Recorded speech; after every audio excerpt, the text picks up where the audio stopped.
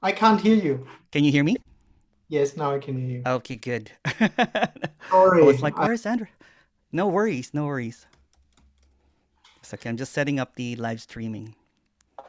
How are All you right. doing? Yes, I'm fine. Very good, actually. That's good. Thanks. Yeah, yeah. How are you? Really good. Really, really good. Cool. I'm just going to make sure that it's happening here. Live streaming. There it is. Yes, it's working. Oh, I'm going to let people in now, okay?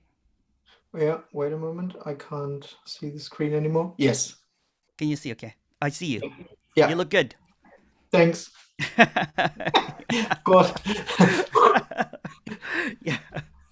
All right. People are like, someone's messaging me already. Is it going on? All right. Yeah. Cool. Yeah.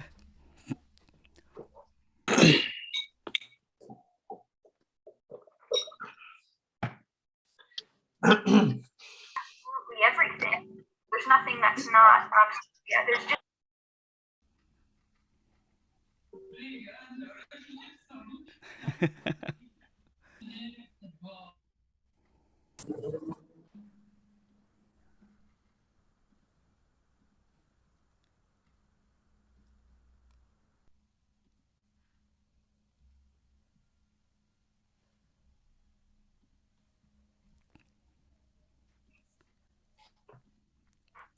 Welcome, everyone. Welcome to non-duality.live. We have a back-to-back non-duality today. First with Andreas. It's going to be an hour. And if you are not received the newsletter yet, Andreas is a one-day event on Sunday. It's 4 sessions, and I'll be there. Excited for that. And Andreas, welcome. Welcome. Hello. Thanks for the invitation. Welcome to the Zoom talk. Welcome, everyone. Nice to see you. Hello. Welcome.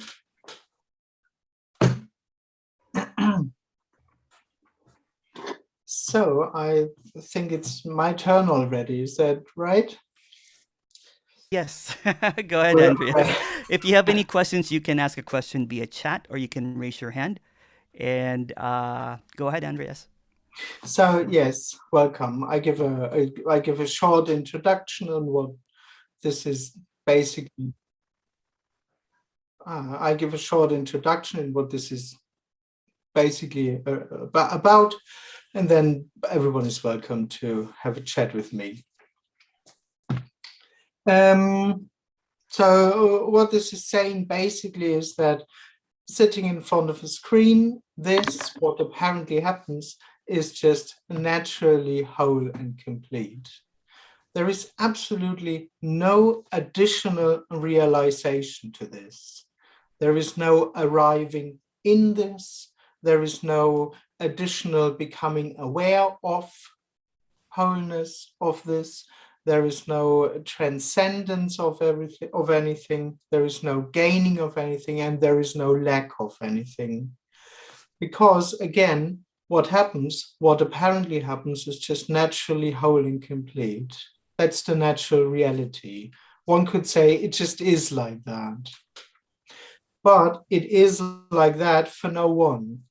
And that means that there is no separate experiencing, no separate experiencer, no separate instance. There's just no one there. That's what this means. There is no one means that there is no separate entity.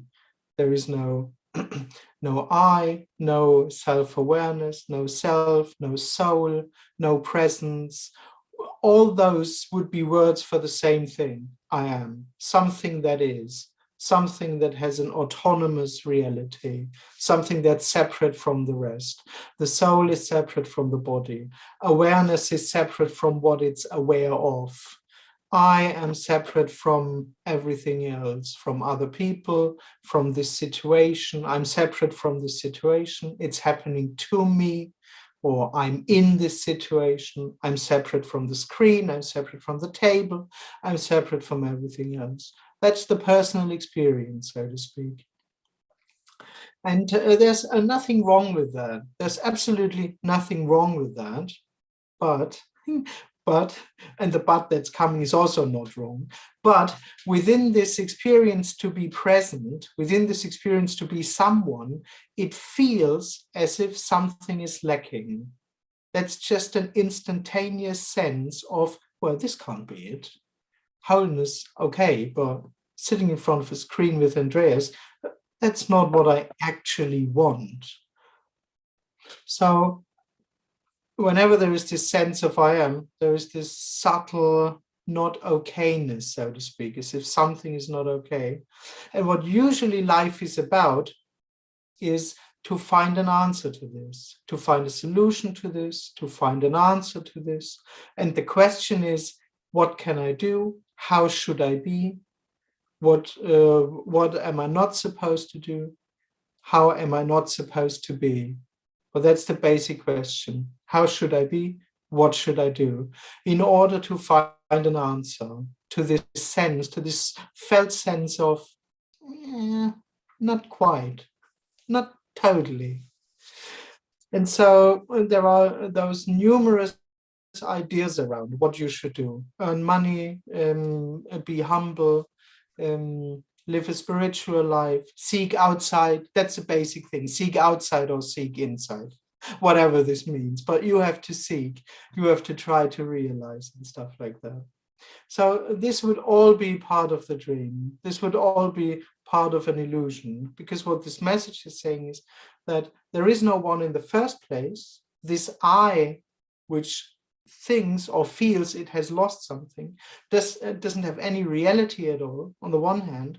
On the other hand, what apparently happens, is already whole and complete, naturally. It's not a big thing. It's not something that has to be discovered first or found or revealed or whatever. No, it's just very simply and naturally whole and complete. This, sitting in front of a screen, not some mysterious, hidden, absolute, whatever. No, sitting in front of a screen, thinking, feeling. That's it. That's all there is for no one. And it's naturally whole. And that's the good news about this. It doesn't need to be learned. It can't be taught. It doesn't need to be realized. It doesn't need anything. So what happens is unconditionally itself. It's unconditional. What we talk about is unconditional. Doesn't even need to be realized.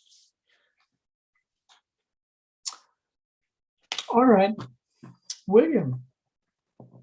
Hey. Hi, Andreas. So I had a question. Hi, I had a question, and then you just said it doesn't need to be realized. But my question was going to be, so it can't be realized? Yes. Well, the whole idea of realization is part of the dream, of course. There is nothing to realize. Yeah, because I think like last night, it seemed like there was a bit of meaning and being going on. And then just for the last couple of hours, I've been trying to work out what was it like when there wasn't any, and all of that. But it's an impossible task. Going round and round, what was that like when there wasn't anyone? It's impossible to answer. Yes. Yeah. How it is impossible to answer. How it really is, it's unknown. The other thing I wanted to ask about is, like in this message, sometimes we talk about a phase of meaning and being that can go on. But would you say even meaning and being is a story? Yeah, of course. Yeah, totally. Of course. Because even when there's a sense, I've become conscious again, that's not going even back to a real me. No, never. Meaning and being is an illusion, and meaning and being too, automatically. They're on opposite states. There is no presence which could become absent or something. There's no presence in the first place.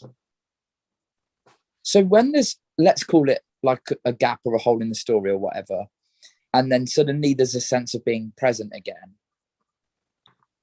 what is it that appears to return? Don't ask me. I have no idea. You can say what the sense of presence is. Oh no, it doesn't exist. That's the thing. it can't be defined at all as anything, or every definition would be a story that comes from the person itself. I mean, all those things, I am, presence, self-awareness, the illusion of I am, actually, these are all the me describing itself, but no one takes notice of that. It's not real. It's unknown. Who am I remains unanswered. So even though in this communication we use the term the me to refer to an apparent experience, cause and effect, free will, all of that. Oh, I was going to say something, but you've already said it a million times. There is no actual me, is there? There's no actual me. Don't forget it. Thank you. Thanks. Thank you. Okay, how do you spell it? Jade, Jade, I don't know. Yes, nice to meet you, Andrea. I've been listening to your videos, and it's been a lot of ease for my living and circumstance. And I have this question: is I'm confused.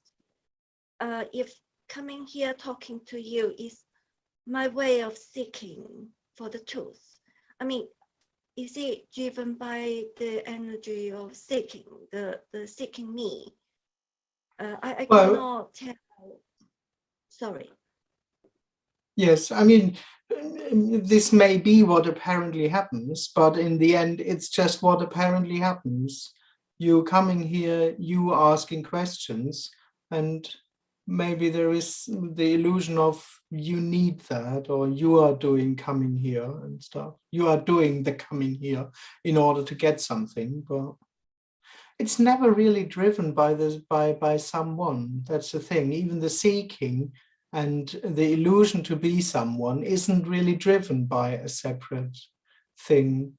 So this question too will never be answered. Is it the me, or is it just what happens? Because it's the same. Even that's the same. Okay, so this question is illusion. I mean, the question coming from the illusion, but the acting isn't. Like, Again? Pardon? Say again, please. I'm just trying to understand that the questioning may be coming from the illusion.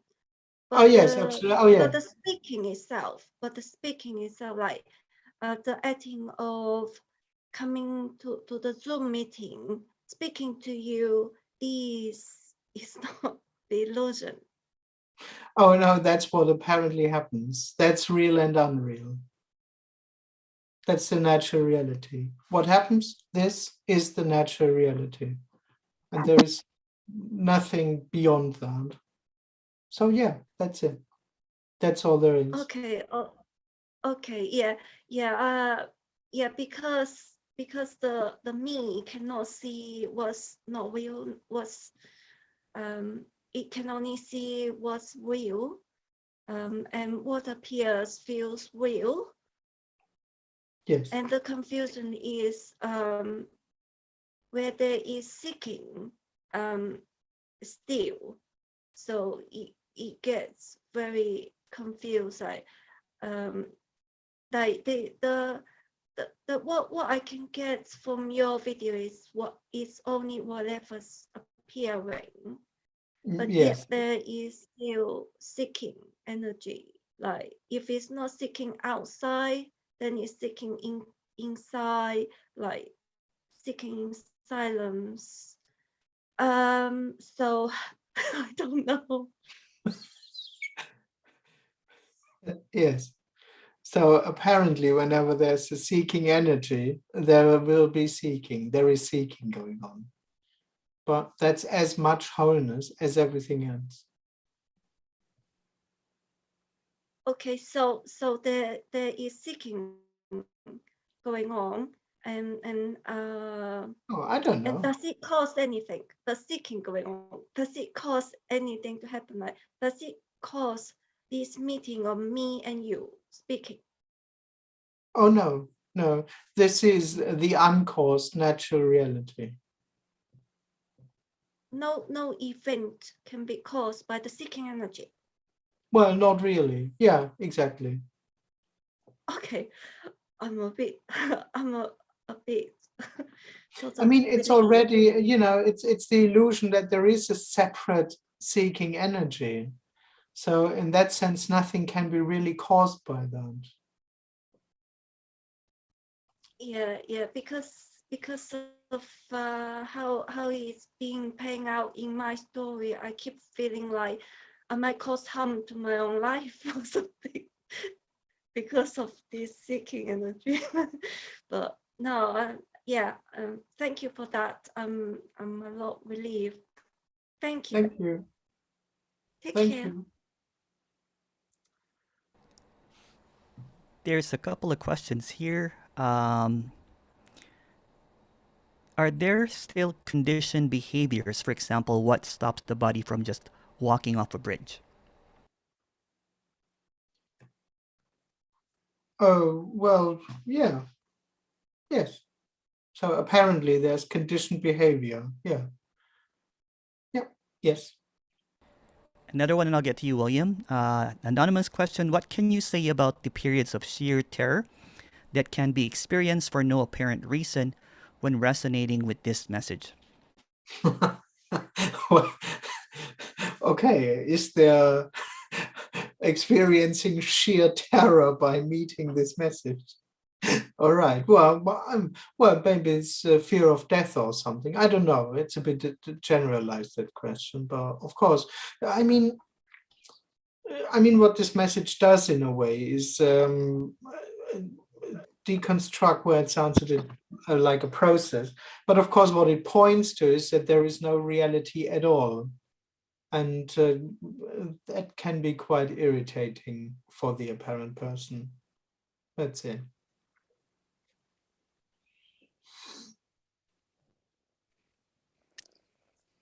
Hi, Andreas. So if there isn't a real separate standpoint that's observing everything else, is there anything? Well, no one knows, of course. Who would be there and have a look? That's the thing. Whenever there's this illusion of awareness just has a look. It feels inside, outside. It asks itself, is there something? Yeah, there is something. But when there's no one there in the first place, and I don't mean that as a concept or a belief, when there is no one, who would even understand this question? Oh, So if I was going to say, so if I, as feeling separate, observe that body, I'd say that body interacts with things. So it picked up the glass, it has a conversation over the Zoom, it looks at a computer or uses the computer. There's no awareness that oh no. something's doing. No, not really. The body apparently has a function that's called awareness, but that's as meaningless as everything else. It's not who I am and stuff like that. So there never is a real experience or real awareness of anything. Of course not. It's an illusion. It's a dream. I'm aware, I know what's going on, but it's a dream. I think the hardest thing for me about this as well is I'll stop if you want. I'm curious about the hardest thing. The hardest thing for me is because I feel like I'm a person in the body, you're a person in the body, there's people in the bodies. I think the human body has more value than, say, the computer, the chair, the curtains, whatever it is. Oh, of course. It promises you much more fulfillment than the computer and the chair.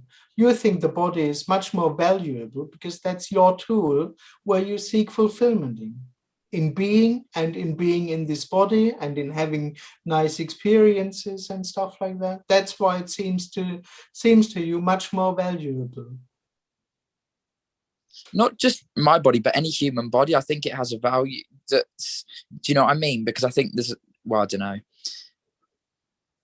But because I've heard in this message, and it wasn't you, it was another speaker who said there's no difference between the body and the curtains. Yes. It's all the same thing. And I thought, well, how can... Well, I wouldn't say that. It's just not different. It's just not separate from each other, but no one knows if it's the same thing or not. That's already, no one knows. Okay, thank you. Thank you.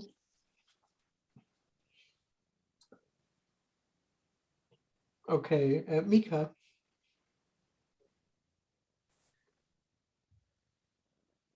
You have to unmute. Yes. Can you hear me? Yes. Yes. Very good. Yeah. There will be new documentary about free will. It has not yet been released, but it was partly shown in the, and there was interesting. They had this test that there was two groups, and to one group they were given this information that there is no free will, and they was showing how the brain scans that you don't have free will, and the other group, they didn't say it, and after that they made some kind of test, and the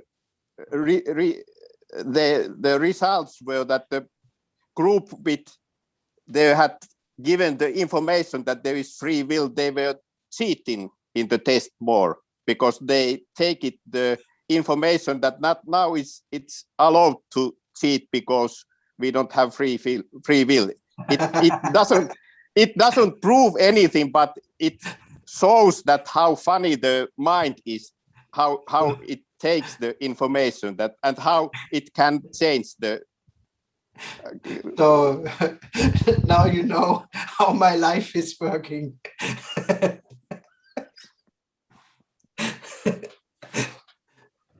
Yes, funny. Yeah, it's funny. It was Daniel Dennett. I don't have any. It's just I'm waiting to see the whole documentary, but it's also that how they will. No, yeah, it was just no more to add.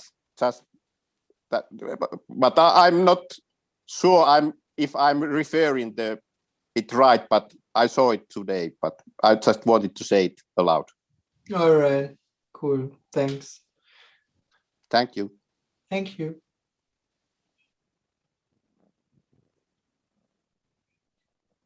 And Anita.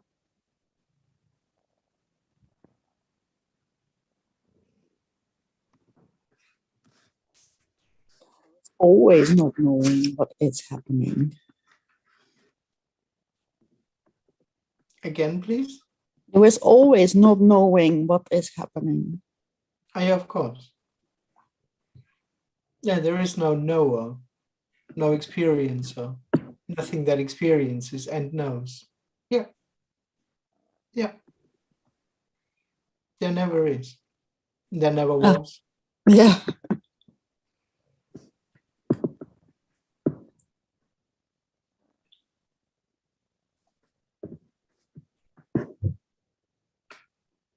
Thanks. Thank you.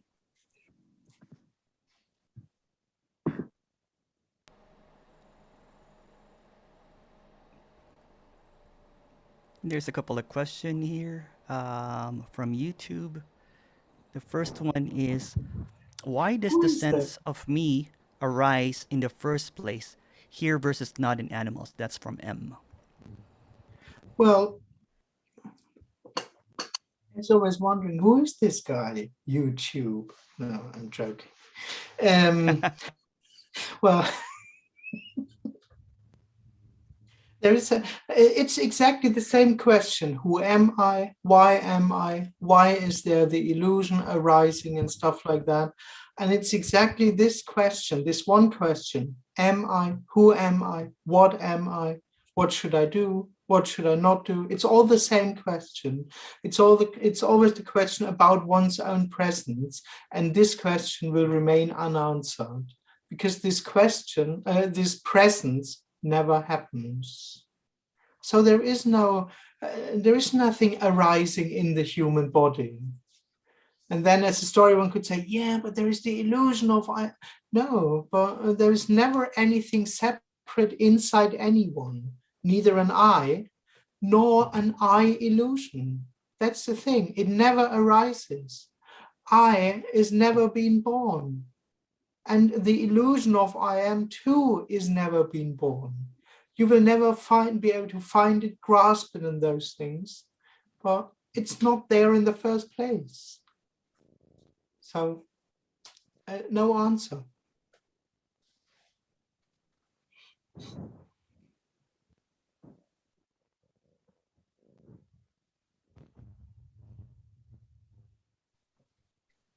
Is it my turn? Yes. May I ask? Yes. Do you still feel sensations in your body? Well, apparently the body feels sensations, but I'm not there experiencing them from a separate standpoint. So the body feeling feelings is inexperienced. There is no one sitting in the body which is experiencing a body feeling feelings. But yeah, feelings are there, apparently. Yes. Yeah, I have this experience still. I feel like my feet standing on the floor. There's this sensation that tells me I'm standing on the floor. But there's times the feeling or the sensation just suddenly disappear, and I feel like at first I was very scared, but after a couple of times of experiencing that, it's sort of I get used to it. That I just don't feel like I'm standing on the floor. Very weird. That's all right. I mean, what this message is saying is that this I isn't real. In the end, no matter if it's standing on the floor or not.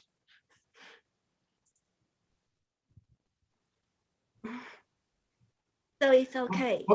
What were you then? Floating in space or? Yeah, that's quite often I'm feeling now. Feeling like floating. And it's been ongoing. Well, I'm not doing anything to make it fall. I mean, it just naturally falls. And I just don't understand what's going on. Yeah. Yeah. So because of that, I sort of trying to speak to people may have similar happening. Ah, all right. But you didn't have. No, I mean, this can happen. I mean, the thing is, this whole world, this whole reality isn't real. So anything can come and go, basically. Any sensation basically can come and go. But it's actually this one that experiences being in the body, being floating in space, being whatever. It's this one which isn't real.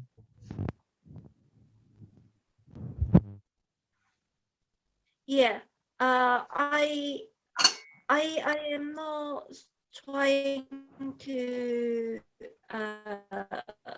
research into that, why my body is floating or anything. I'm sort of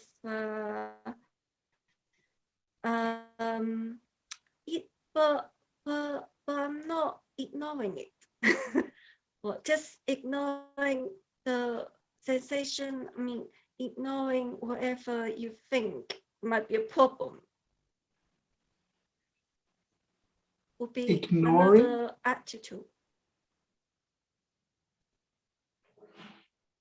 Yeah, I'm not sure. The connection isn't too good, actually. So, no, I Yeah, don't see ignore. I might have to come back and ask you. Yeah, my connection is not very good, so I speak to you in a bit. Thank you. No, Thank you. thank you. Thanks. There's a question here. I am laying in front of the screen. Is that it too?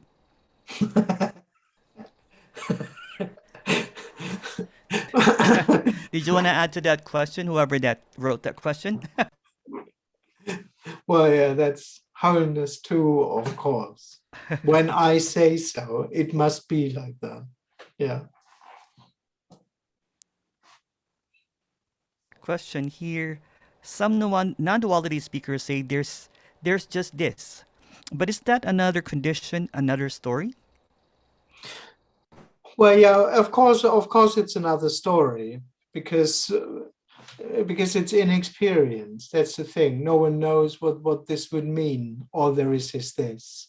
And it can be so easily mistaken to this idea of all there is this moment, or all there is here and now, which then is an experienced state. So when I too say it, when I say this is all there is, it's actually not experienced as such. It's no thing. It's timeless. It's spaceless. It's inexperienced. So this statement, as well as any other statement, doesn't make sense really. But what it points out, apparently, is that we don't talk about anything else than sitting in front of a screen. The natural reality isn't somewhere hiding behind sitting in front of a screen. Or we don't talk about any future event like liberation or something, or some, I don't know, the person, when there is someone, the person thinks we really talk about something which isn't exactly sitting in front of the screen. So whenever we talk about wholeness and the natural reality, the person somehow already lives in this picture as if we talk about this hidden thing. And in that sense, that's what this tries apparently to point to. No, this is all there is. Exactly what happens is the inexperienced, unknowable natural reality, and not some mysterious separate thing which is around this or behind this or within this. That's what it points to. But of course, in a sense, this statement doesn't make sense. This is all there is. Which this? Who would be able to define this by being aware of something? So of course, it's another story. Okay, William first, and then. So there isn't actually a message, and there's nothing being pointed to here. Yes, exactly. So apparently this is constantly pointing to itself, but for no reason. It doesn't have any value, but it's sitting in front of a screen, constantly saying, there is sitting in front of a screen. There is sitting in front of a screen. But, but not hoping that someone will hear that and oh no, it's not for anyone. It's completely impersonal. It doesn't speak to anyone. It just is itself. What apparently happens, just is itself. There's no message for anyone at all. because when there's like listening to this and then the sense of resonance, there's a real fascination about what that is, but no one can know what the resonance is. No, of course not. No. And so there, I was going to say there, when there's apparently communicating this, there's not a fascination with it trying to, well, they couldn't be trying to make sense out of it, could there? Because there's no one there that could. Yeah, yes, exactly. Yeah.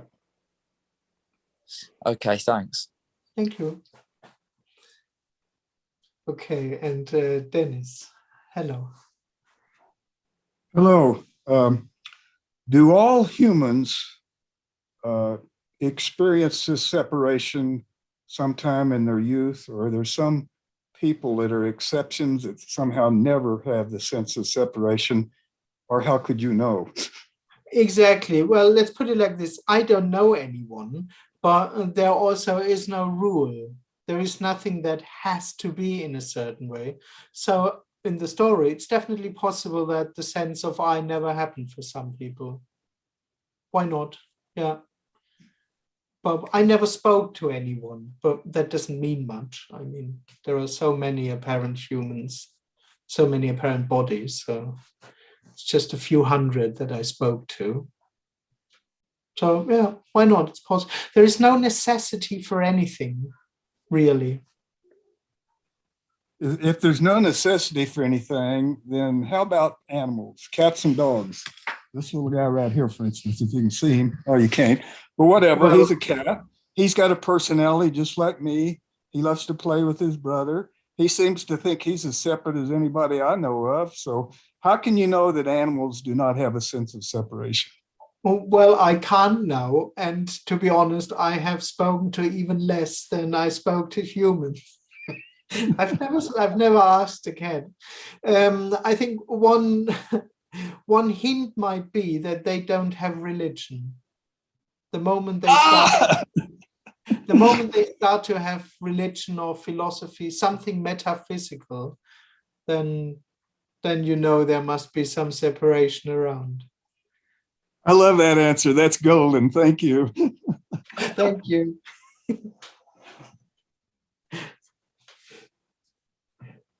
The moment a group of cats starts adoring one certain cat, you know there is some separation going on.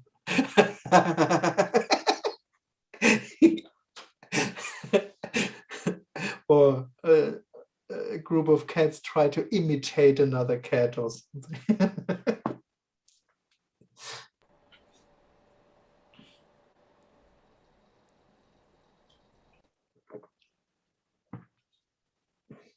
Okay, yeah. I might have misunderstood what you just said. It is what adoring each other makes us separate from each other. Well, there is no separation, but that which lives in the illusion of separation is the sense of self. That's the only thing that says, I am me. Self-awareness, the I illusion, self-consciousness, that has an experience to be something on its own. And that's automatically separation.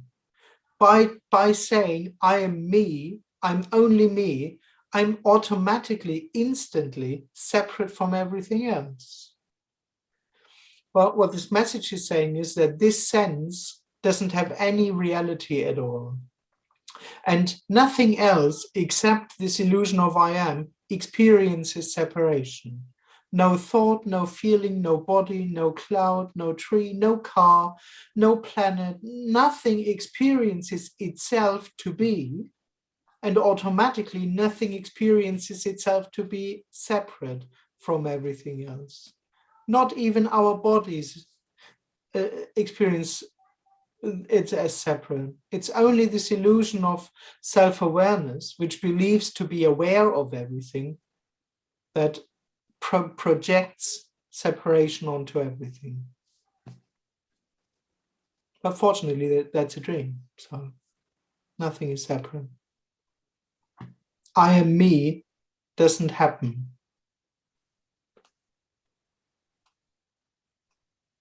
Yeah. Yeah. I will have to. Thank you. Thank you. Thank you. And no, you don't have to.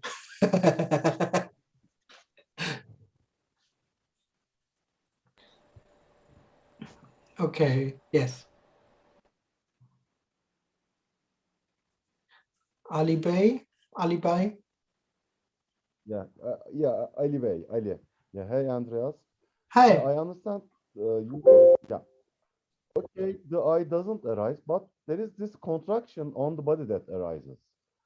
Whether you call it I or don't, I mean, in a normal ego, there is the contracted feeling, which makes the feeling of separation. And I understand that there is no center to that contraction. There is nothing controlling that contraction or anything else. But there is this reality. I mean, this contraction arises in somebody's and your body, in that body, this doesn't Oh, no. arise, or that arising has fallen.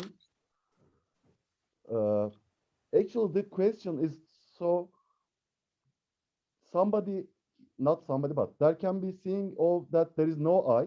Does it mean that this contraction just evaporates? Oh, one could say so. And what this message, it's quite weird actually, because it's funny that even this deeply felt contraction, this deeply felt sense of presence, which feels only real for the person, it's exactly this which doesn't have any substance.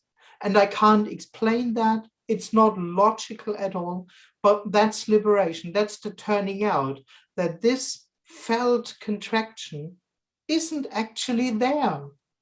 It's not there. And yes, in that sense, when this turns out, it's really the melting away of that. It's death. Seen from the eye, liberation looks exactly like death, the end of me being present, which is the end of the contraction, and not as a concept, not as an idea, there is no I. I mean, that concept, so many people are talking about this concept. No, it's what this message points to is that this felt experience of presence is totally without substance. And in that sense, liberation is the end of that. It's the evaporation of presence, of this illusion of I am. Okay, and do you think that this contraction apparently is linked to the brain? So they make all this research, they find this default mode network which give rise to a story in the head. Well, yeah, but that's another story. No one knows really. Okay, thank you. Thank you. And Chase? Hello. Hi. So what's coming up here today is this thing about there's no one in anyone. I mean, it's not just right. Usually, because I'm what's most important to me, I'm focused on, oh, there's no self here, la la la. But then there's nobody in anybody, so to speak. Yes, absolutely, of course. That's Yes. kind of freaky. It's like Wow. it's kind of scary and relaxing at the same time. It's kind of an interesting mix. Yes. Here. Yeah, because on the one hand, it means, oh, damn, no one is in control of themselves. Yeah. So it's not just, oh, there's no doer here, there's no doer anywhere. So there's not just, oh, I'm not responsible. Ultimately, there's no ultimate responsibility here. Like there's no ultimate responsibility in anybody. In anybody, yes.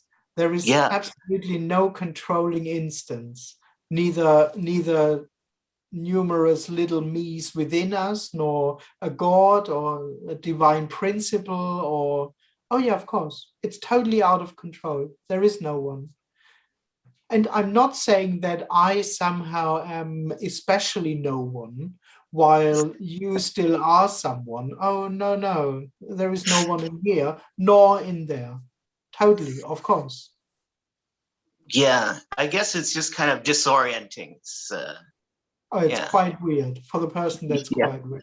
It's even a very weird idea, really. Okay, yes. Thank you. Thank you.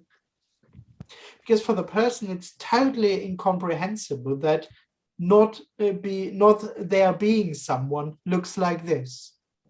That it's exactly like it is. Because the person thinks it is as it is because there is someone. Because everyone is a me, and that's why the world or this meeting looks like it does, because there are separate individuals doing these things. But that's not the case. It's just not the case. Never. It never has been the case. There is no one.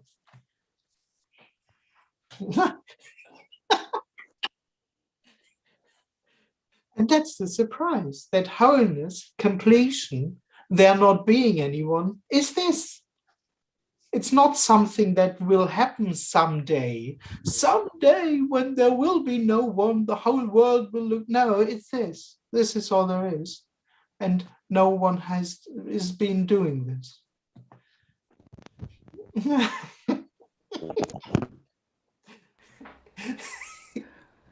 I mean, how could anyone do this anyway? Okay, Anita.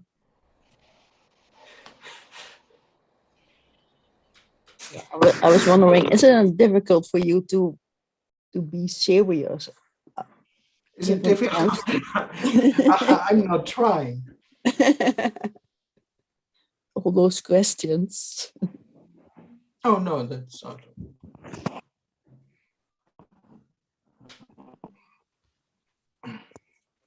I have a few questions here from YouTube. Yes. Cousin of Facebook. Just a moment. Hi, how can me as an individual see what you are seeing? In short, how to realize when there is no me? Oh no, there not being a me will never be realized. There is no realization of no me. So in the story, if you say when there is liberation, there is nothing left which realizes liberation. So it would just be the end of I am, which is basically, how to say, it's like falling asleep. Liberation is like falling asleep. All you know is I am, I'm still awake, I'm in the dream, I'm still there, but no one experiences his or her absence. So the end of me is never experienced. It's just the end of that.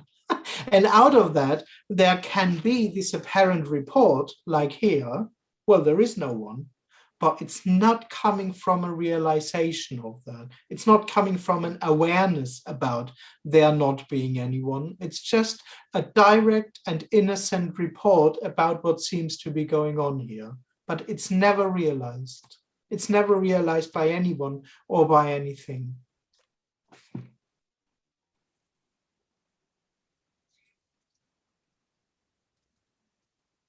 Was there another question? I don't know. Okay, so yes. Hi, Andreas. Well, you just answered my question. Yeah. Saying that the unknown, well, we will, well, there's no me, and the me will never know that it doesn't exist. So it's already natural. It's already this. Completely, all the time. Yes. Yes. So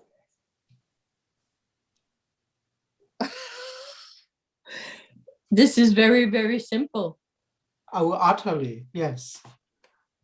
Yes, it is. There's absolutely nothing to get. Because there's no me. I let's say let's say there's already a sense, there's a sense of me here. And I don't know that there is no me, already. I don't know already. Yes. And yes. This is it. Yes, the knowing, so to speak, I am, I exist, I'm aware, it's completely illusory. While it seems to be known, or while it believes to know itself, it's equally unknown, of course, all the time. It's an illusion that something is known. So we're really talking about nothing.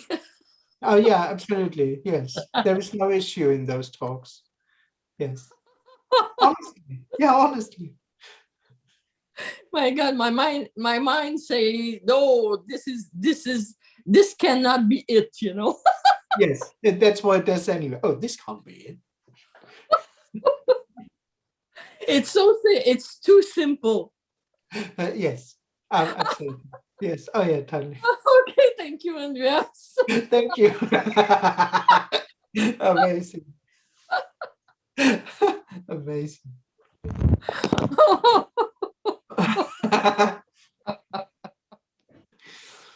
My God.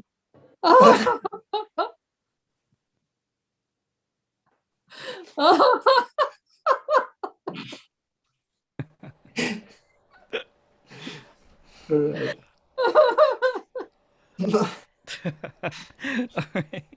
All right. Questions here from YouTube. This is all there is means what is being perceived by the senses, what is seen, no, heard, etc. Therefore, this appearance right now only taking place at this location. Is it one dream, No. one dream only? Okay. No, sorry. No, go ahead. No, of course not. That's what I meant before. When I say it has nothing to do with perception at all. When I say this is it, it's completely unknown because it's completely inexperienced.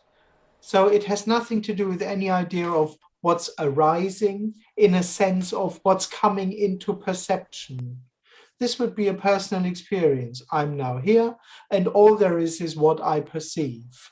All there is what arises within my awareness. No, that's the person. When I say this, all there is this, it's completely unknowable, and it doesn't point to any kind of circumstance. It doesn't point to anything that is, in contrast to a lot of things that aren't. Again, like in this here and now teaching, where there is this division between what's here now and what's not here. There's no connection to this. So when I say this is all there is, it's utterly blind. The natural reality is totally blind to itself. It doesn't experience itself. It doesn't know itself. It has no idea about itself even being, because it's not something that is. So no, there's senses, they absolutely don't matter. They are neither right nor wrong. They just are what apparently happens, but they don't have any meaning or importance. There's another question here from the other YouTube account. How is life different without a me, apart from saying apparently every 10 words? Is it better? It looks so somehow. Okay, without apparently. Well, the thing is, there's no life anymore. I am alive, and the idea that there is an ongoing thing called life that doesn't exist anymore, or that turns out to be illusory. So when there is no one, life doesn't go on anymore. But apparently, but seemingly, the body just does what it does. You know, wake up in the morning, have breakfast, do things until lunch, and then have lunch, then do things, stuff like that.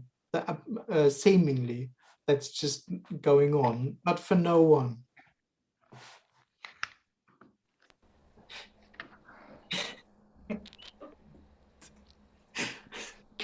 That was well done. Well done. Yeah, very good. Very good. There's also a question here in the chat for a long time already, so I read that out. A presence doesn't exist, you say, but the me hears immediately there would be something other that does exist, like a non-presence must exist when presence doesn't. It can't hear a negation. Yes, there's always plus and minus together. Yes, exactly. It'll always create an opposite, but it's already living in those opposites. I'm alive, I can be dead, so to speak. Its experience of presence automatically creates the idea of absence. And as presence seems to be an experienced and known state, a circumstance, so to speak, my presence is a real circumstance. So absence must be another circumstance that I maybe don't know or whatever. But yeah, it turns everything into states, circumstances, knowable, theoretically experienceable things. Of course, yes. So in the end, this message doesn't say there is a me and the me will drop. It says there is no me in the beginning. This presence isn't real. That's why there also isn't a real opposite to this presence. It's all in a dream. I am is the dream. When I say I am is a dream, it actually means it's not there. I don't. And again, the me hears, I am a dream. Aha, aha. But no, it's not there. That's what this means. Okay, Jade. Yes. Yeah, thank you. Thank you for this. It just I've been struggling with my memory. For example, I wanted to pick up something just right in front, but I was quickly distracted by something else. And 1 second after, I totally forgot what I wanted to pick up at all. And it doesn't take a second for me to totally blank out my mind. And this deteriorating of memory is sort of affecting my functioning, daily life, ordinary routine, where before I bump into this message or this idea of not to, I was ever so quick, and I was like multitasking, and I didn't have much trouble with my memory, and and now I'm struggling, and it's Yeah. just Yeah, but what's the question? yeah, I don't know how it will work. I mean, Well, that's the thing. I understand. Yeah. That's the thing. I don't function anymore at all. I'm not functioning. It's pure luck. Getting up in the morning and finding one's own toothbrush is luck. There's no one who's capable of doing that. It's all it's pure luck. Yeah, pure luck. Everything by luck. Yeah, I found myself like not knowing what to do. Like struggling even. Like I sometimes feel like I just don't have the energy at all. Yes. That's fine. Yeah, I am literally just dragging the day. Like if I live through today, that's my luck. And it's just I know there's no one to deal with this. It's just appearing of Yes. whatever appears. Yes. And even this But this can't be known. Yeah. So you can't know this. That's just what apparently happens. Okay, just leave it. It wouldn't go anything bad. Like it wouldn't deteriorate to a state. Well, there's no suggestion at all. So I don't even say leave it. There's no. No. But it's normal, like normal, just normal. Well, at least it's what apparently happens. No one really knows anything about normal and stuff like that. But okay. No problem. Okay, there's nothing wrong with me. I mean, normal me. No, absolutely not. Great, thank you. What a Thank relief. you. Thank you.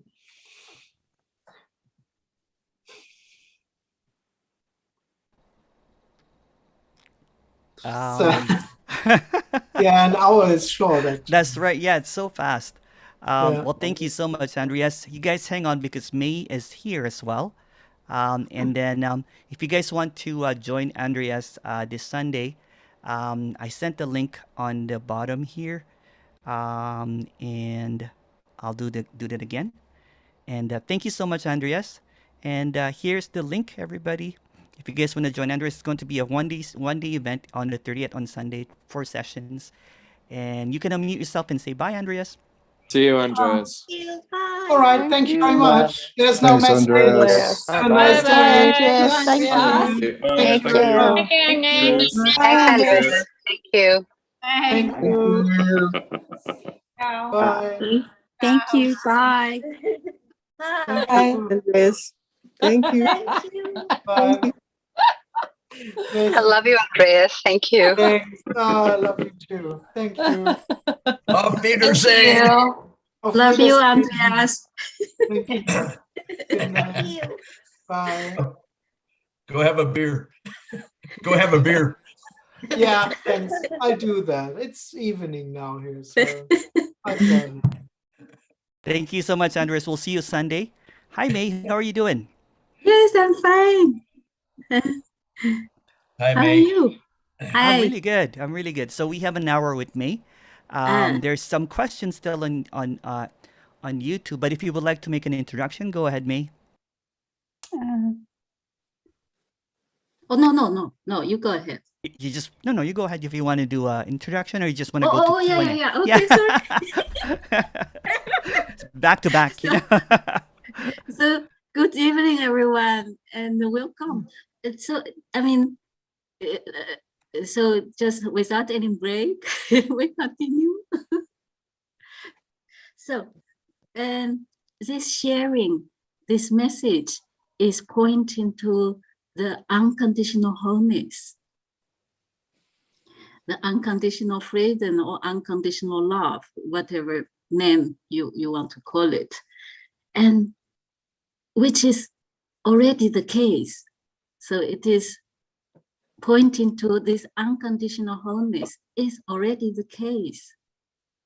And what does it mean? It is already the case. And what is unconditional wholeness? Basically, it is everything. It is everything. It is the room, the computer, the lamp, the pen, mobiles, anything and everything. But at the same time, it is totally unknowable. It is totally unknowable. It is everything just as it is, but at the same time, totally unknowable. And this is unconditional wholeness. It's totally beyond comprehension. And how come this is unknowable? Because there is nothing separate from what is seemingly happening. There is nothing inside as a center which can experience or control what is. And there is nothing outside which can be aware of or know what is happening. So there is only what is without any separation, without knowing itself.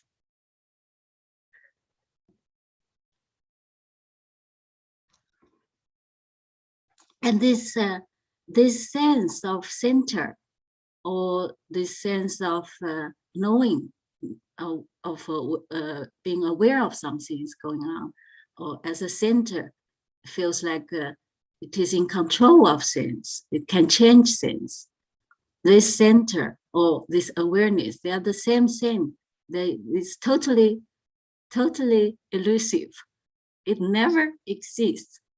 No matter how real it feels for the individual, it feels utterly real for the individual that I exist. I'm the center. I'm the center of what is going on.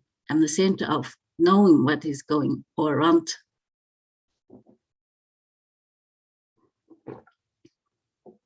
So this center is totally elusive because there is no separate knower of what is or what is seemingly happening.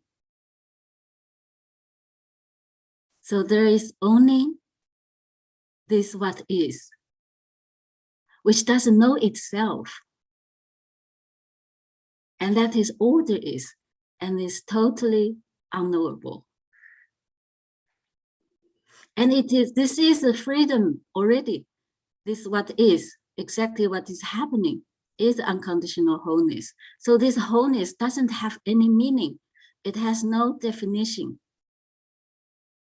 It just doesn't know itself.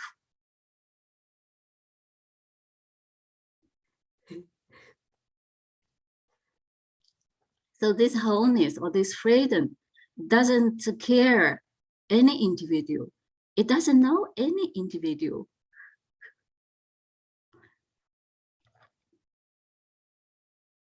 And in this sense, this is a freedom already.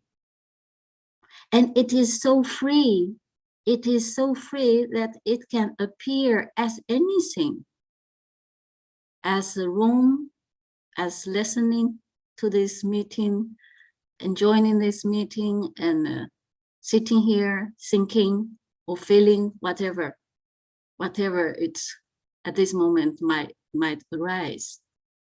And it is so free, it can also appear as this sense of individual, the sense of I am existing. And it is so free, it also appears as seeking of the individual. So in that sense, this seeking is never done by anyone, by any individual, by anything. It is the freedom itself, apparently seeking itself. So the seeking can never lead to a state which is more free, which is more liberated.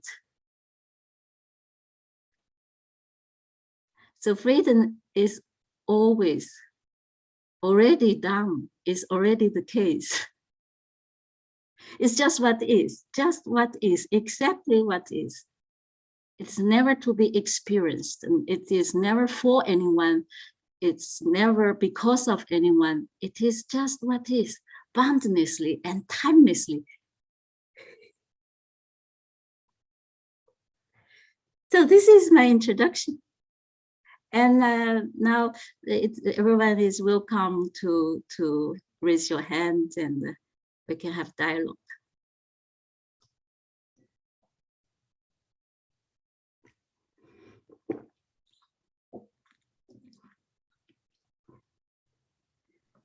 Hello, Long Mei Jie.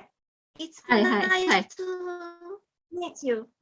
Yes, yeah, I particularly like your I particularly like your video in Chinese. And okay. I think I'm lucky. I'm lucky to be able to listen to both languages and it helps me to really get into this message. Yes, thank you. Thank you. Yes, and at the moment, I have the trouble losing my memory, and I think it affecting my daily life. So nothing going on, even like these worries. I don't have to worry about the memory. Are you asking me, do you need to worry about it? Or what is the question? I'm losing my memory. Yes. And like I don't remember what I did, what I'm doing, and I don't know what to do. I used to know I used to know so well what I'm doing, but now I'm struggling. I don't remember what I'm doing. You know, at the moment you said, yes, you don't know what to do. It seems this problem is coming for you, arising, that you are losing memories. And that is, losing memories is what at this moment arising, and worrying about it, thinking of what shall I do about it, is also what happens. And maybe you even go to some therapist, it can also happen. But in all of this, worrying about it or going to get some therapy, in all of this, you are not in it. I mean, in another word, it just happens without you in it. Even this worrying can happen, and trying to get some therapy might also happen. It happens by itself.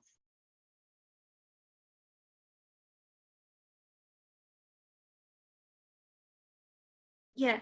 So it will happen if I need to get help for fixing my memory? Yes, if trying to get some help to help this problem, losing of the memory, if that happens, it happens by itself, not by, there isn't a center, which is, oh, I should do something about it. Do something about it might happen. Yeah. So even I believe that I need to get help for my memory problem. With this belief, it may happen or may not happen. It's not happen by this belief.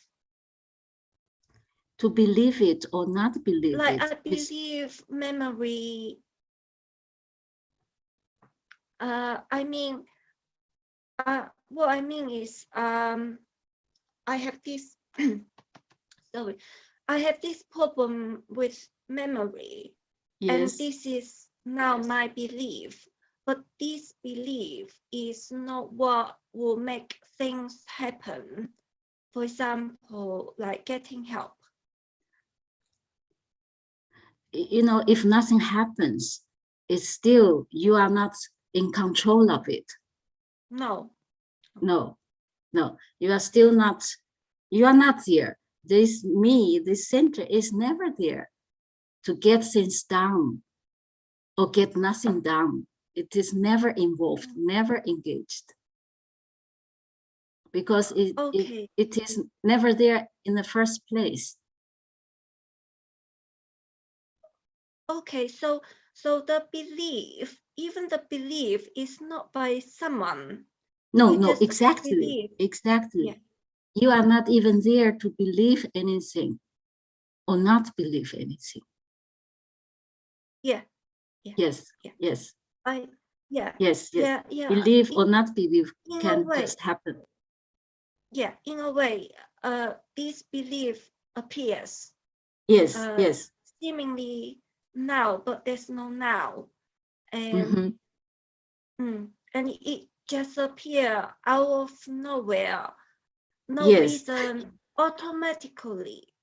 Yes. And this belief appears. Is it because I just say it's no reason, but it's by experience. Like I losing memory.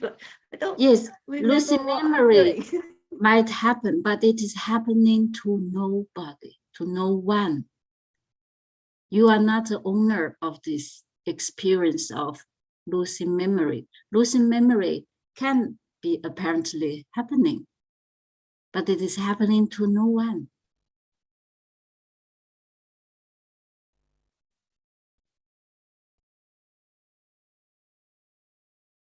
It is not happening to you, to anyone. Yes, I understand.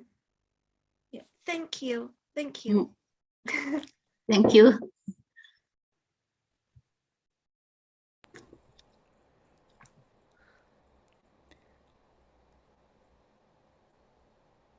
There are some questions here, May, that I'm going to read to you, okay? Okay. They're from yes. from YouTube.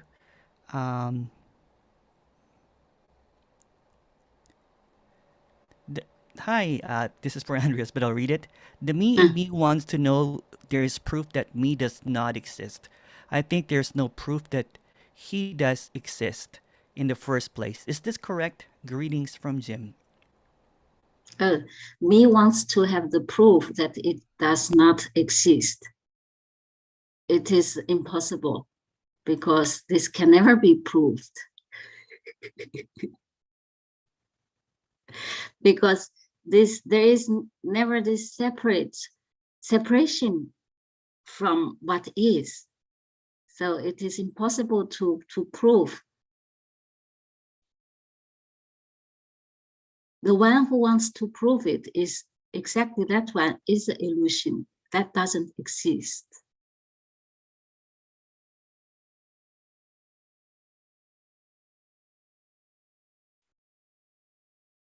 another question here. When one is in deep, this is from YouTube from Zia. When one is in a very deep meditation before everything appears again, there is a point that me, then he appears. What is this? There is a point that what appears. There is a point in a deep meditation when someone is in a deep meditation. I'll repeat, yeah. When one is in a very deep meditation before everything appears again, there's a point that the me then appears. If the person who's writing this, you want to correct it, what is this? It seems, if I hear this, it seems when he said before everything appears, he probably is referring to when he's in this deep meditation, when there is no thought. Probably that's it. And then there is probably it's like that. And then there's this me comes. Still, this me is also kind of thought. It's a sense of I'm here, I'm existing. What is that? It is just what appears. A thought is just what is appearing, but to no one.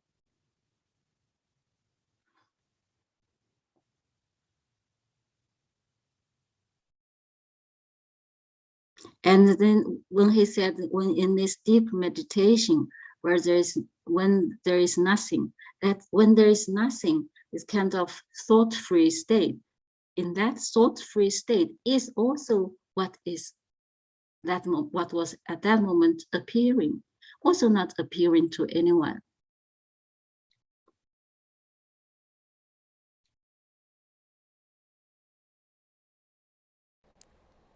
Next question here. Could you elaborate on the reason why the word chaos is used as a pointer for what is appears?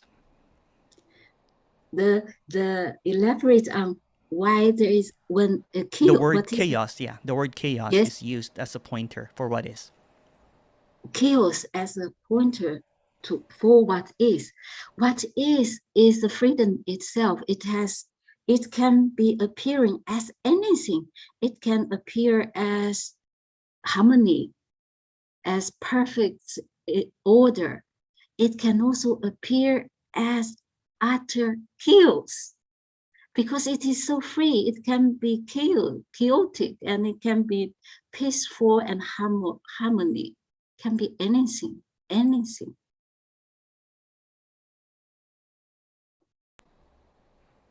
Then that is the freedom, because it can be appearing as anything. It appears as anything. It can be as chaotic, but doesn't have to. It can also be perfect harmony.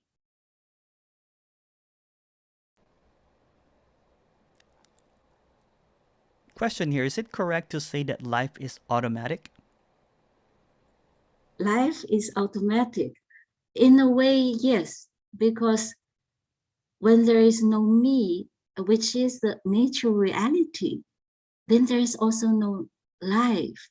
What is just what's seemingly appearing. And it appears by itself, without any direction, without any purpose, without any reason. That in that sense, you can say kind of automatic. Just totally by itself.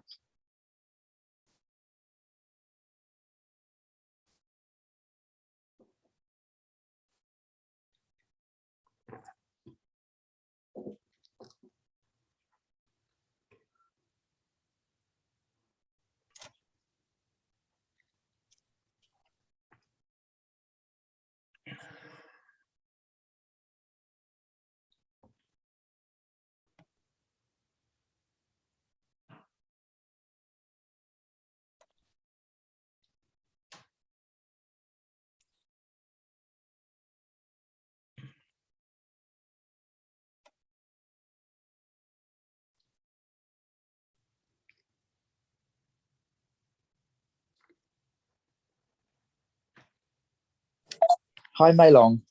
Hi, William. Hi.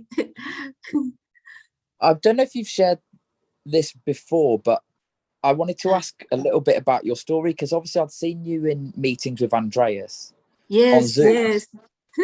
And I assume that then you might have felt like you were a person. Yes, yes. Back in the story, I was very much a lot. I was at Andreas meeting a lot, so I saw you also almost every time when I was there at the meeting. Yes, I loved Andreas meeting so much, and not only I attended the meetings, I listened to also his YouTube videos, audios, actually all of it. Yes. There was a time. Yes, there was a time.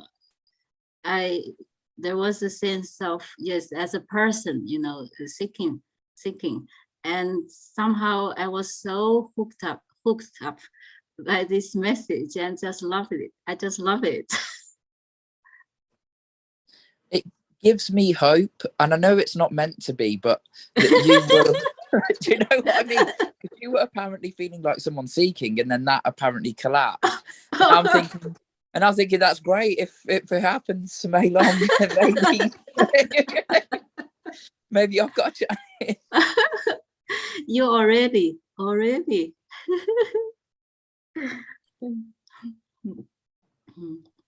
That is the beauty of this message, that is unconditional and already timelessly already free. Not to anyone, not to be experienced.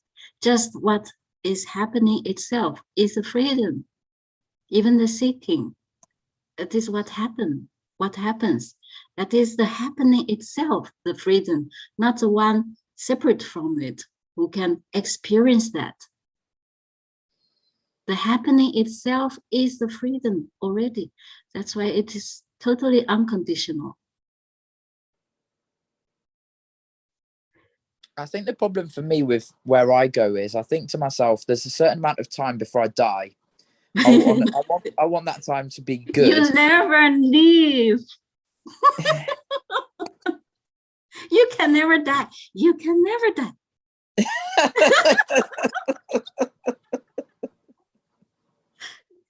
You have to be born first.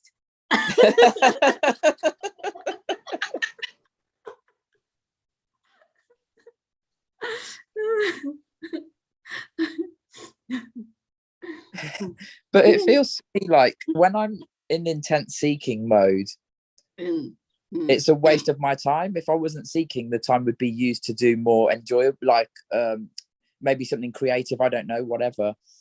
You never have any time, let alone to waste any time. You never have made use of any time. There is never time. There is never you. The one who is seeking is not you. It's just seeking itself. It's just seeking itself. And that is freedom. You can never get it. You have never done any seeking. You feel like you are on the horse, riding and seeking, but you never ride on the horse. That's a seeking self itself. Yeah, this is crazy. Yes, it is. Thank you. Thank you.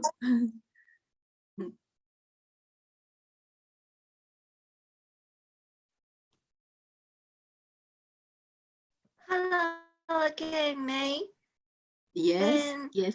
as I am now, listening more and more, and feeling more and more gravitation to this novel message, I'm losing interest in listening to other stuff. That can even happen. Music. Yeah.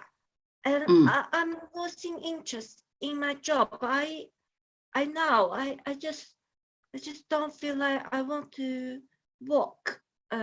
Work. Yeah, because it just realizing that it's not my interest, and I don't know what I want. I'm losing interest. Yes, losing interest is also what's happening, but it's not you who are losing interest. Losing interest seems to happen. Yeah, but in the happening. So how about Yes. the job? Then just leave it to deteriorate. You cannot even choose to live it or not. Live it might happen or not live it might happen, but you are not there. So you cannot do anything. What will happen, nobody knows. No. By listening to this message, I know I'm not in control. There is no connection to what's happening, whatever I think I'm doing. I'm not even pressing the buttons, let alone the buttons are not connecting to the world, or if there is a world. But knowing this, still there's a worry that I'm watching Yes, the job. there is this sense of it sounds like I shouldn't be worrying, but even that you cannot control it. Worrying might happen. Okay. So Yes. worrying the quality of the job may happen, and even the job are just allowed. I'm running a business, so eventually Eventually you are just not here to do anything. To do anything, to worry or not worry, to think what I should do. I lose my interest, but just always just what is happening, not to you.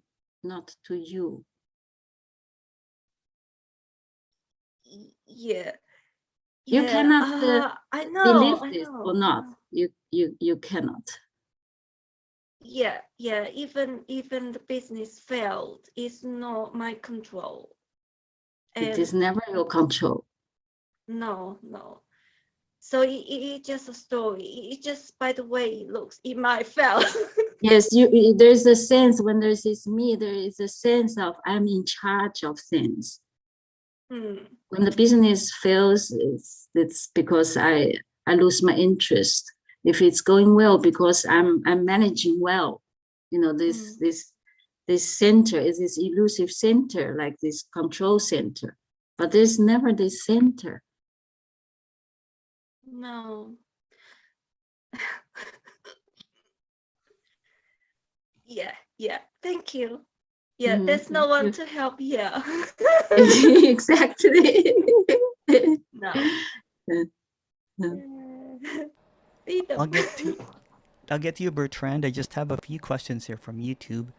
Mm. Emerson, can you ask her, please, what could we do with this sense of location, the personhood, because we think we are located in a body? What can we do? Thanks. The how to deal with this sense of location, the sense of the center. I'm the center, right? But the one who is asking this, it can never be answered because it doesn't exist. This location, this sense of location, is the sense of individual. It doesn't exist. It can. This is impossible to help this. Exactly, the one who asked this is elusive separation, which doesn't exist. It is helpless.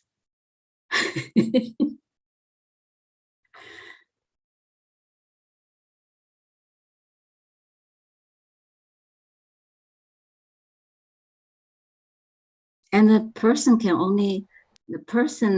this sense of individual is a sense of center. The center, I'm the center, and everything is happening to this center. The center is kind of in control of sense.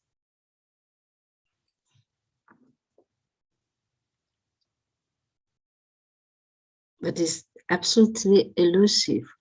And this cannot be known. It cannot be seen. Oh, this center is elusive. It is not a kind of insight. And this is, it sounds contradictory. I mean, this is a paradox because it cannot be proved.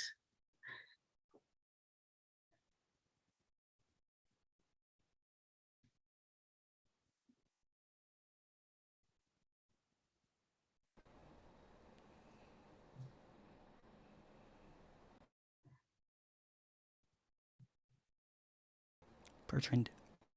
Oh, okay. I don't know anymore. Perfect.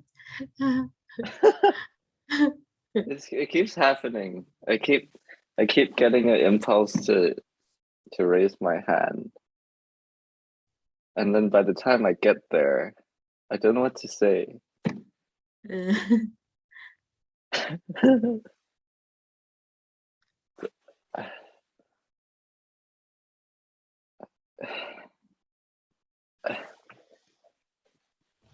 I keep thinking there's something to get. Yes, yes. Or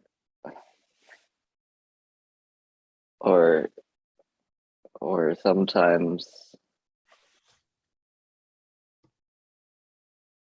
yeah, I don't know why I'm here. Nobody knows. Nobody is here.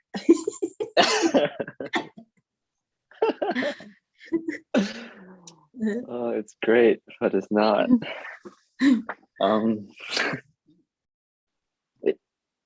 So yeah, I don't know. Maybe I should let someone else come on. Okay. Thank you. There's a question here. Is there a difference in perceiving since the apparent shift? Like no distance. Thank you. That's from Diana from YouTube. Is there difference between perceiving us? Is there a difference in perceiving since the apparent shift? Like no distance. No distance of what? No distance from to what? It's not so clear for me. The difference of perception, right? Like, is there After distance? Yeah, that's probably what the person said. Perception of, there is just no, there's this apparent collapse of the subject. The perception of sense, there is actually there is just this subject, this me sense is just falling away. But the apparent perception, like in my work, that's still happening. That's nothing changed. The functioning, that is still apparently going on. Not that there is a different perception, different, but this sense of subject is gone in the story.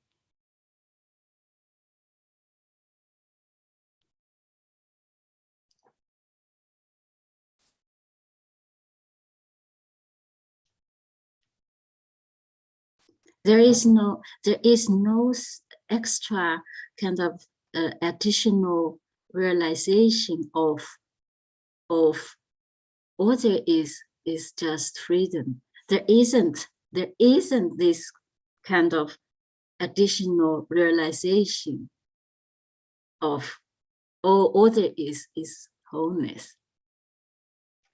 There isn't. It is all there is just directly free, but this is not someone knowing it. That nothing is knowable is not a knowledge.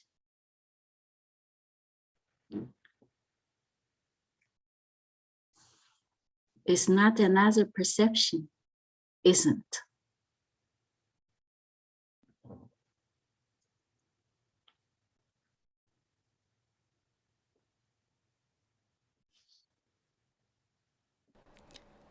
Question here, and I'll get to you, Dennis. Hi, May. Please say something about the great mystery or the great paradox. It seems that most seekers want explanations and descriptions of no thing. Of no thing. No thing is everything. It is the room, the pen, the hair, the glasses, hands, fingers, moving, this movement, this talking, this voice. This is everything that is at the same time no thing, because that is, we say, freedom appear as that, or we can say emptiness appearing as everything, but it's all empty of honor. It is empty of subject. So it's just everything, boundlessly everything. And it's not only thing, it's also talking, moving, anything, any feelings, any thoughts, any frustrations, emotions, everything. It is absolutely all-inclusive. But at the same time, simultaneously, it is nothing. It is no thing. There's nothing. There's nothing concrete. No real, like a real thing which is concrete, which is substantially concrete. It is at the same time everything being nothing. But this cannot be grasped by the intellect.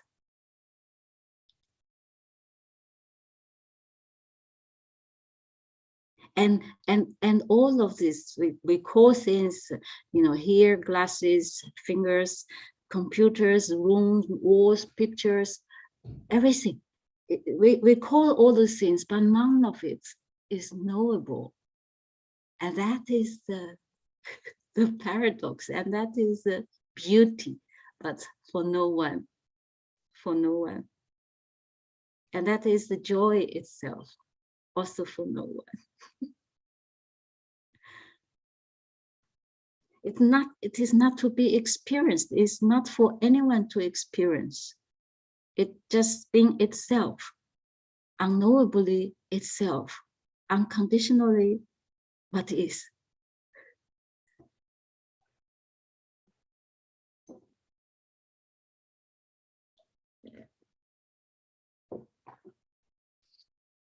If freedom is as a horse, running freely, and this seeker, this elusive seeker, always wants to sit on top of the horse.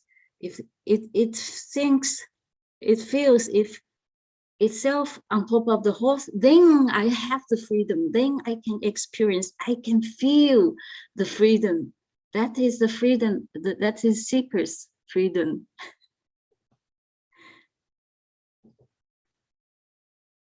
Which is conditional. It's always conditional.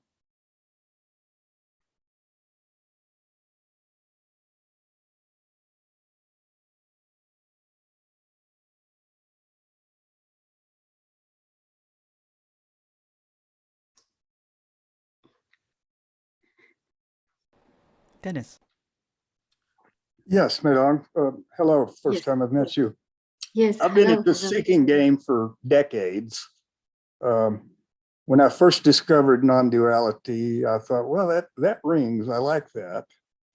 But I needed something to make it more real for me. So I've been interested in physics, quantum mechanics, quantum physics for decades. If you're familiar with quantum mechanics, quantum physics. You are familiar with? Oh, are you asking? me. Yes. Are you familiar with it so we can talk about it for a moment? No, not really. Okay, I well, I'll heard just make a few little bit comments of then. it, but I'm not. That's not my. Quantum physics was discovered about 100 years ago, and it basically says that everything comes from no thing. Yes. There is no time. There is no space. It's all just an appearance that appears and then disappears. Yes. And it seems very much the closest scientific description of what we're talking about. Yes. Do you agree or not? Yes, this description sounds the same, like it sounds exactly the same like we are talking about, everything being nothing. But the thing is, this from this quantum physics, this is the scientists, they do this research, you know, so they steal this subject and they kind of they are studying things, material, and finding out, they come to this conclusion. It's like this is a subject. They are studying this subject and then they found it. So this is still in this subject object. There is a perspective, scientific perspective, and they come to this conclusion. And this message is it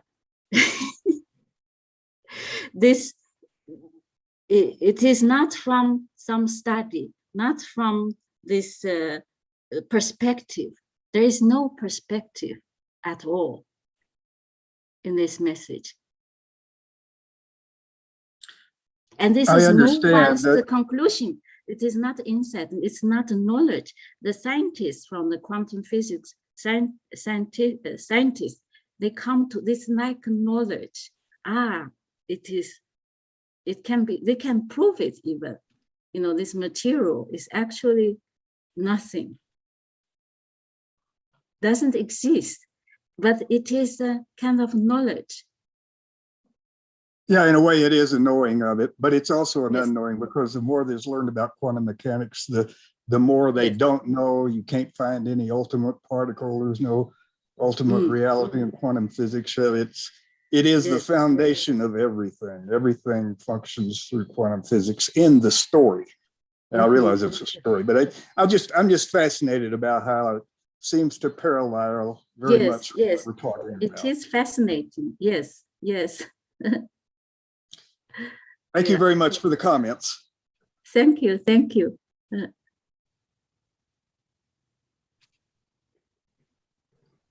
Hi. Hi, William. The trap for the seeker, would you say, is like the seeker longs to stop seeking. It thinks I'm going to be the one to stop myself seeking. And I can stop myself seeking once I've understood enough about this. Yes, that's thought, that belief that I can stop. You know, I can start. I am the one who is doing this seeking is illusion already. You have never done any seeking. You.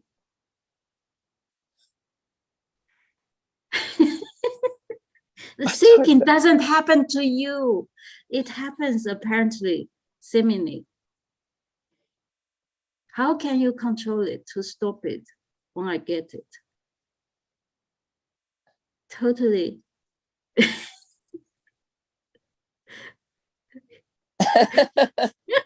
You have never been in the picture of seeking. Never. So really, like, you know, the analogy you used before, I really liked it about freedom is like the horse running and then the me wants to sit on the horse. So even seeking is like the horse. The seeking is the freedom and the me wants to sit on top of the seeking and go, I'm going to control this. And yes, it's still the freedom itself. So crazy, so crazy. It is so free that it's even can appear as imprisonment and wanting to be free. But nobody, This is the biggest. Oh, sorry, go on. Yeah. No, please, you go. I was just going to say that anyone who's aware that the seeking happening and how uncomfortable it can be would love that to end, surely. Oh yes, the seeker, of course, the seeker just wants to be on the top of the horse, to experience that.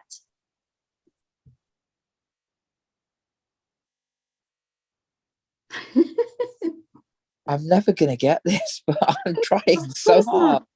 Of course not. Never, ever. You still have to be born.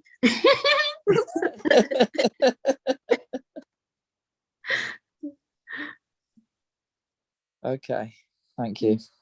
Thank you.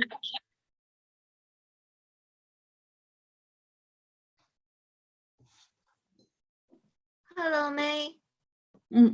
Again, Hello.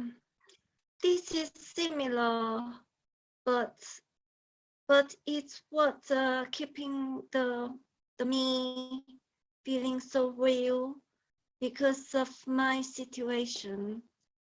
Like what I just said, I'm losing interest in the job I've been doing for the last over 7 years, and on top of that, I'm losing interest in my marriage, and I'm at this point.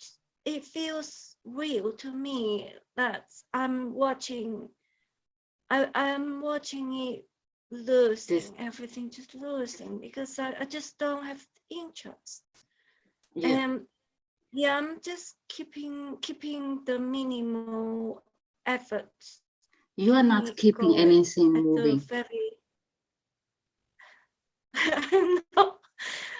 But this sense of this elusive sense of reality is also what is appearing. Is not kept by anyone. It just the freedom appears like that. Yeah, the whole thing, my emotion is also what's appearing. Yes, and emotions. There is no the end. But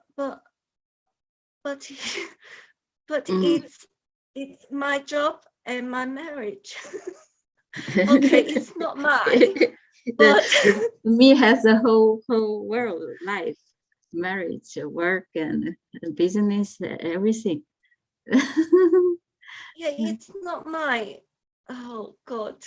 But you cannot, it will not help at all if you think, because it's still this sense of me thinking, oh, this is not my work, this is not my life. It's still mentally, it's a mental kind of trying to twist it. Of course, it still feels, all it feels is real. I'm real, my life is real, my job, everything, my family, my marriage, my children. But it is not like when there's no me, then you feel, oh, this is not my life, they are not my children. No, there isn't this process, something, additional realizing of, oh, this is not real. But I'm giving less effort. I'm giving less attention. I'm giving less energy onto them. I'm listening to this message more and more. Listening to this message happens, but it's not you are listening this message more and more. Just listening to this message more and more happens. Not you are doing it. Making more effort or less effort happens. Yeah, without you. Without you. Some time ago, I tried to stay away from this message, but it just keep coming in, and now I'm getting more and more into it. To a point, I don't know. I just don't feel any help at all. But I just listen to this message and I don't even feel love for it. But I just like I don't listen. I don't watch TV at all now. Yeah, that is all what is happening. Has always been without you. Yeah. The connection, I think, is not so good. I cannot hear you well. It's a kind of broken. Yeah. Yeah, my connection is broken. I come back later. Thank you. Thank you. Thank you. There's a few questions here from YouTube and then also on Facebook, and I'll get back to Bertrand. The question here is, why do people... Oh, sorry, just a second.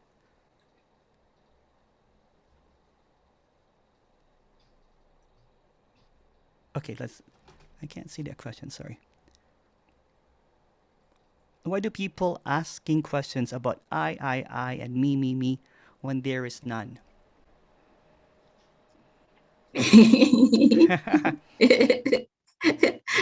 This also cannot be answered. It happens. It happens when there is, as long as there is this me, it will always ask why and how. But sense just, with the me always wants to know how and why. In a way, it feels, and it has more control to know more. Then to know is also a way of to get sense under control.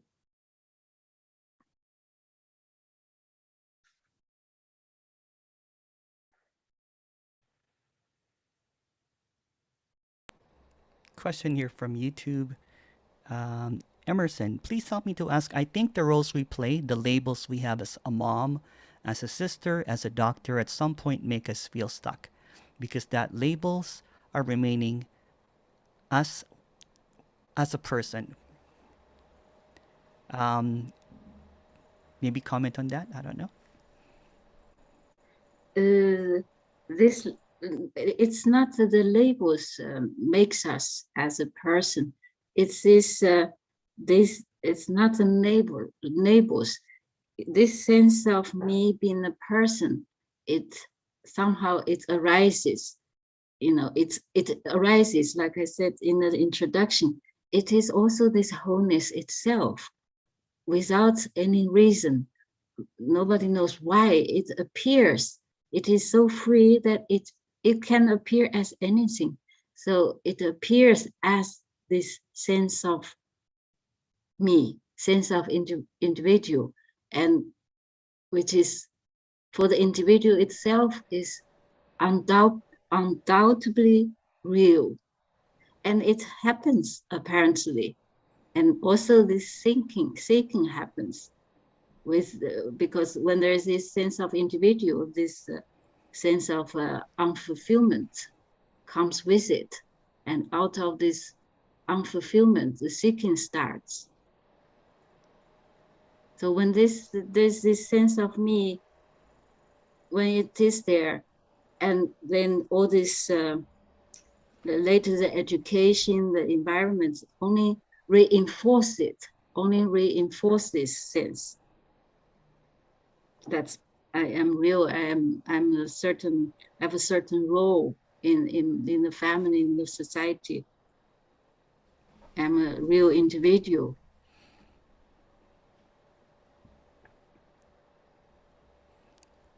One last question from YouTube, and I'll get to Bertrand.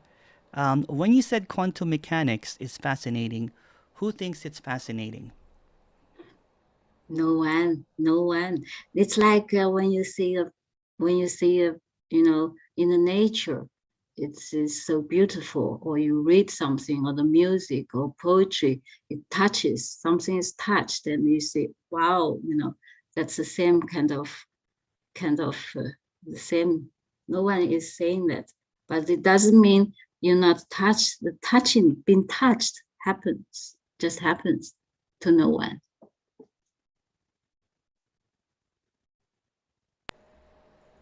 Whatever happens is always to no one. It's never personal, never personal. Whatever happens, even this sense of individual is not personal. The seeking is never personal. No one is seeking. No one is inside of the seeking. There isn't an entity. There is never a center in this seeking. It is just seeking apparently happens. It's a freedom seeks. So that's why the seeking is bound to be futile. It can never get closer to freedom, to wholeness, because it is freedom itself already. Just whatever arises, whatever happens, is the freedom.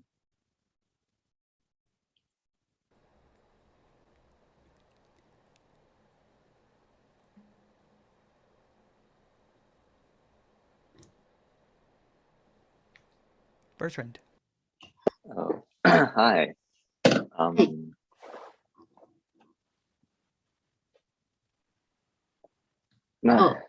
Bertrand?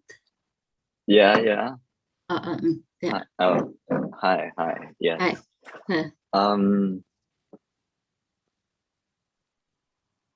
Yeah. Again.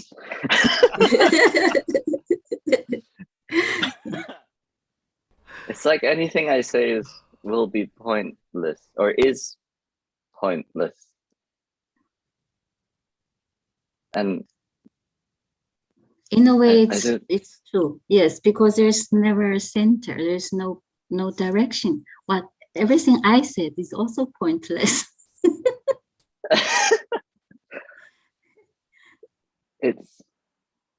I don't know. It's.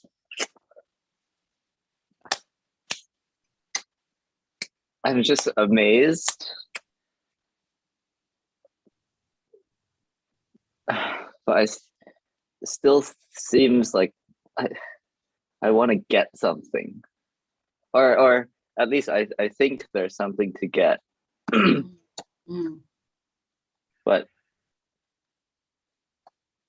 yeah, I really don't know what to say. This thought of there is something to get is already whole and free. This thought itself is already free and whole.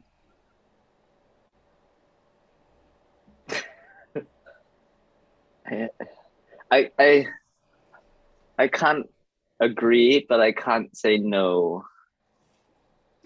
Doesn't matter you agree or not agree. It can never break the wholeness. It can never break the freedom. That is the freedom.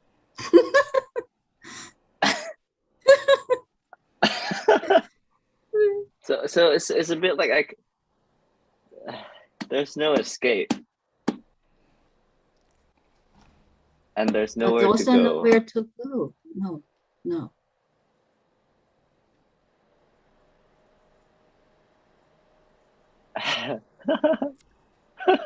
It's so funny, but okay.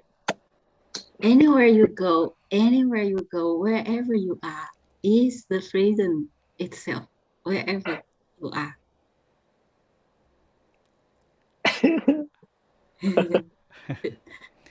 Yeah, okay. The I don't know. The mind keeps wanting to say, but what about that? But it just stops. Mind can never grasp. Yes. Okay.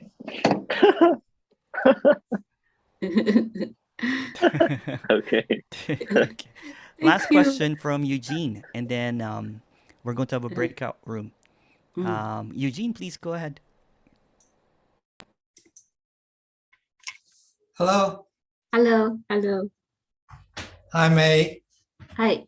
You said something is touched, Mhm. and you said, I don't remember exactly, but Mhm. what is touched when you say something Yes. is touched? Touch. It's the same like you know. You can still, there's still this emotion of anger, of sadness, or fear. It can still arise, and being touched is also it still happens. It still Right. happens. Yes. So you can still get triggered. You're watching, yes, watching movie, listening to music, you know, appreciate some artist. It's, yeah, it Right. still can be But touched. even even things like marriage is falling apart, business is falling apart. Apparently, Trying marriage, to seek for something better. That's also it. that also, That is also it. That oh is also yes, nothing. But I it think is. a lot of the seeking, my own seeking and my own wanting to get things better, even in spiritual life or practical life, is trying to get away from the negative. But the negative is also it. Yes, because that one who wants to get a better life, to have a happier life, that is the one who wants to experience that, to have the experience of being happy, happier. But the freedom, the wholeness, the unconditional love is never about experience. It is what is happening itself. But it is happening to no one. All what is happening is never personal. It's never to anyone, because of anyone, or for anyone.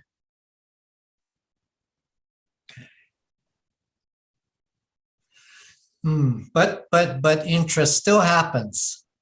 You want Interest, to go? yes. Yeah, I mean, Yes, this is aliveness. Still getting angry, getting pissed off, getting frustrated, getting fears, you know, everything is full on. Getting bored, okay. fed up. But me feeling one way now and you feeling another way now are two differences. Or you might like a certain movie and I might like another movie. Or Yes, there's still apparent preference still there. Yes. For no one. Exactly. It's never for anyone. It's never personal. Okay. Always, always. That's freedom.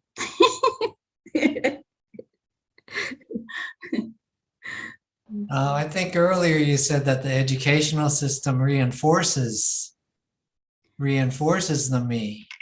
Oh yes, the whole upbringing, the whole, you know, the education. Yes, it is reinforce the me, because it's all addresses. They all address the me to be a certain way, to have a certain behavior, you know, to adapt to the worldly life.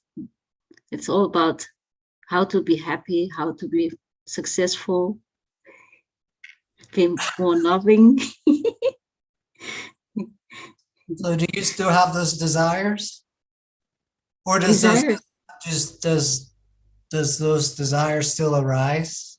What do you mean desire? Desires, you know, that people are programmed with, like getting a better job, getting a better relationship. I have already a very good job, so I have no desire for a better job. No. It could be something else for you. But do you ever feel a sense of dissatisfaction? Or does that desire, I mean, maybe the superficial things, you know, not not that kind of deep longing out of something's lacking, not desire out of that. Can be something superficial, you know.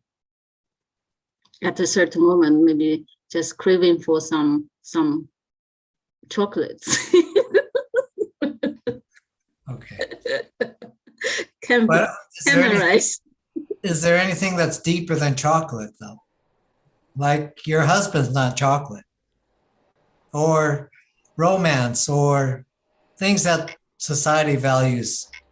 Yeah, romance, you know, like or reading romantic, like romantic movies or poems. It's still, the interest is still there. Nothing wrong with being romantic. For no one. Of course.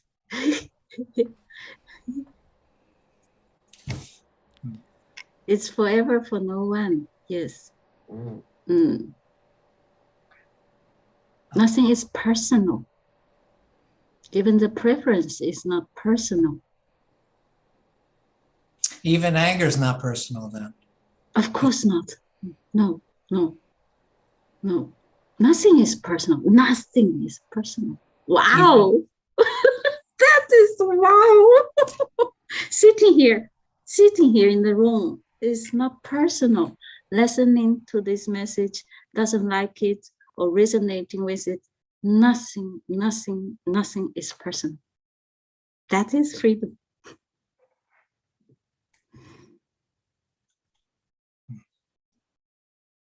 But it can feel personal. The feeling of personal. Even that I feel personal is not really personal. Even that is not personal. Even you feel personal isn't personal. Because there is no I who can feel personal. There is never a I and I and I.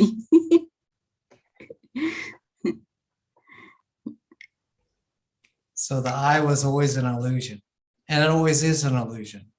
Yes. And somehow it seemingly appears, this sense of me being real without any reason why, something never exists. However, feels so real, so undoubtedly real. And that is a mystery. Why? Nobody knows. No. And who sees this then? No one knows it, because there is nothing separate from what is. Nothing. So all there is unknowable, utterly. So there's no such thing as mind either. As mind? Yeah, you said the mind cannot grasp it, then there's no such thing as mind, is there? No, the mind in this case referring to me, the sense of me. So is the mind me? Is the mind in me? This sense, in this context, it means, yes, it's me trying to grasp. Yeah. Okay. But the mind figuring out 1 + 1 is 2 is something else. Who knows? Who can know 1 + 1 is 2? And what is 1? Who ever knows this?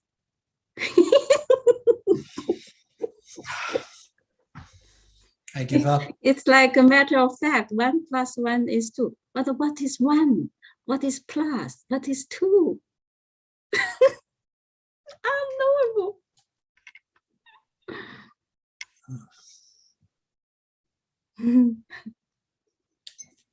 Okay. Thank you. Thank you. Thank you so much, everyone. Thank you so much, May. You guys can unmute yourself and say bye, May. And then we're going to have a breakout room. Thank you, May. Bye, May. Thanks, everyone. Thank you, May. Thank you very much. Thank you, May. Thank you, May. Good night.